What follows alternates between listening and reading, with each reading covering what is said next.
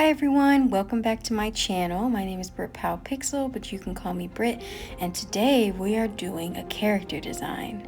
Today we are going to focus on the Greek goddess of the hunt, wilderness, wild animals, and the moon, and let's not forget chastity. And today that goddess is Artemis, if you didn't already guess. So I wanted to focus in during the sketching phase to kind of work out her outfits and her attributes based on the symbols associated with her. So bow, quiver, hunting dogs, deer, a stag, or like the crescent moon. So I really wanted to work these things into her overall design.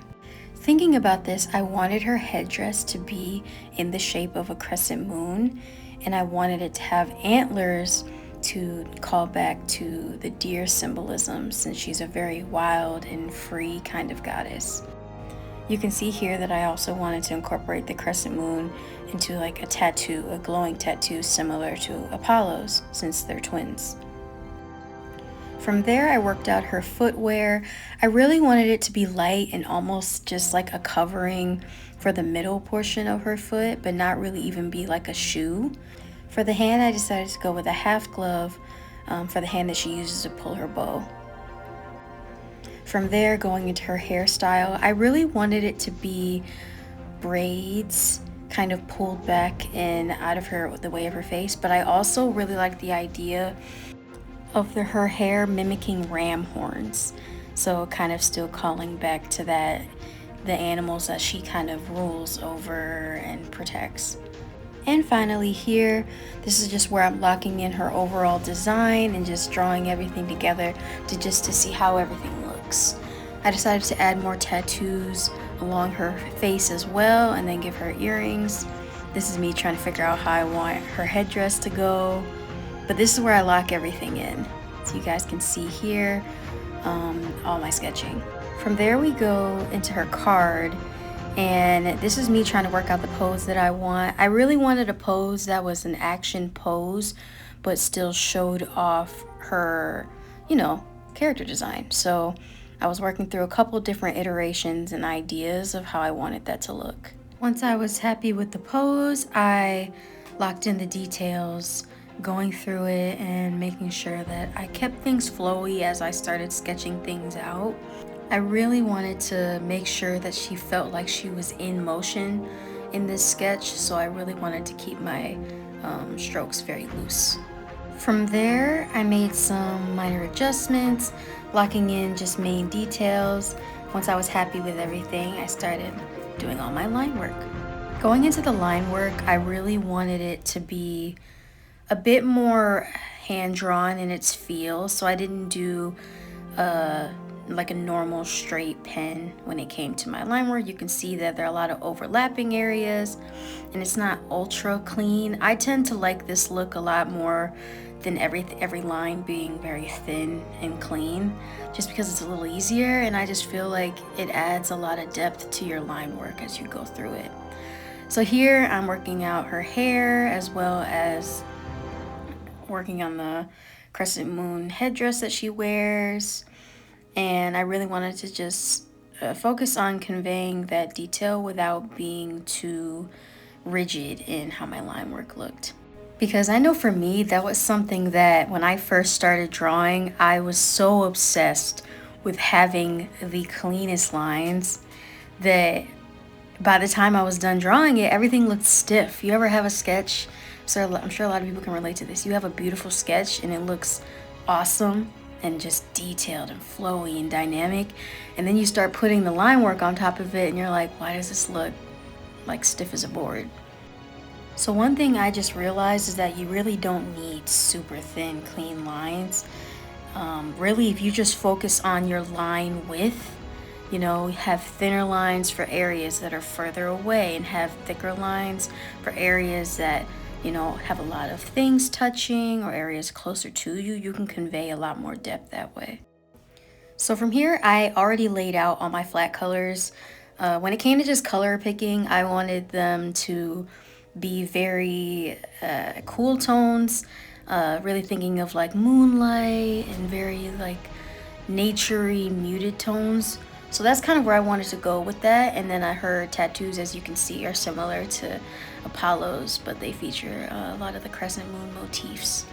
And then going into shading, I was testing out a different way of going about it. So I started off with sort of the ambient shadows, so just her undertones being very like reddish in tone, and then from there I would work in the actual shadows being a more purpley blue color. And one thing I guess that is kind of a tip in that regard is when you are drawing your shadows, when you have a light source that is warm, your shadows tend to be the opposite, so they'll be cooler in tone. They don't necessarily have to be purple or blue, but they will be cooler. And then when you have cool light, like cool lighting, then your shadows will be warmer. So as you can see here, I'm using like a muted sort of purpley blue color for my deeper shadows, and they're very close to the edges when it comes to certain areas. And one thing I also really like to do when I'm doing these kinds of shadows is I'll do a harsh line on part of some of the areas, and then I'll sort of smudge it out a little bit. It just makes things feel a bit more voluminous that way, so I'll do my shadows in that way. And you know, while I was working on this, I was definitely trying out some different ways when it comes to coloring skin. I feel like I never do it the same way each time. I'm always testing out something different.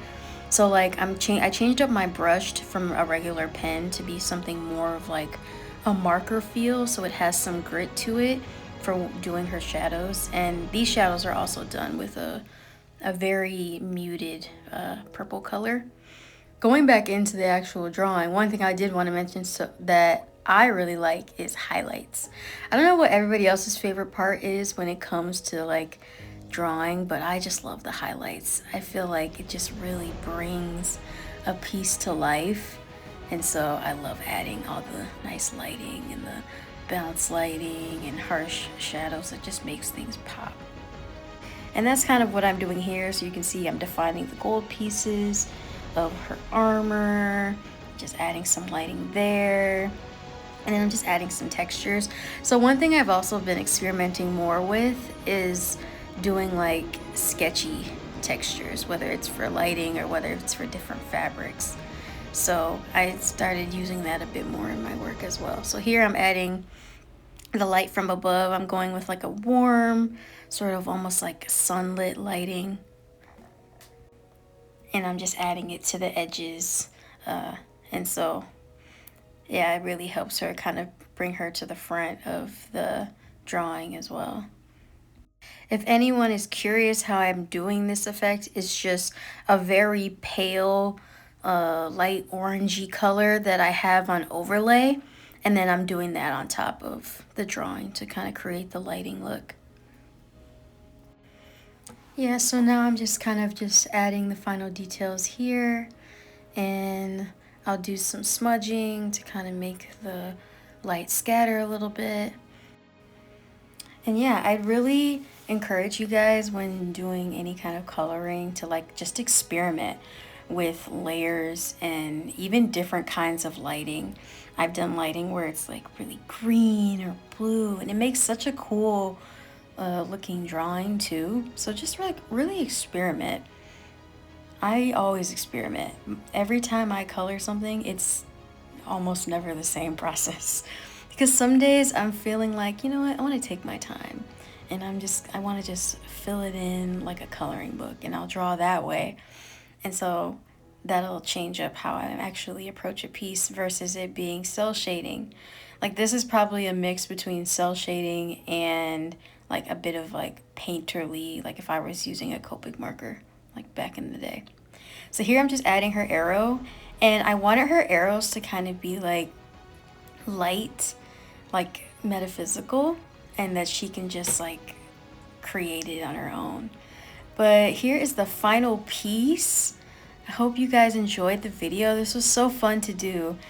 And also her card is available on my print shop. I'm going through a series where I'm making card decks based off the gods, and Artemis and Apollo are both up on my site. So please check it out.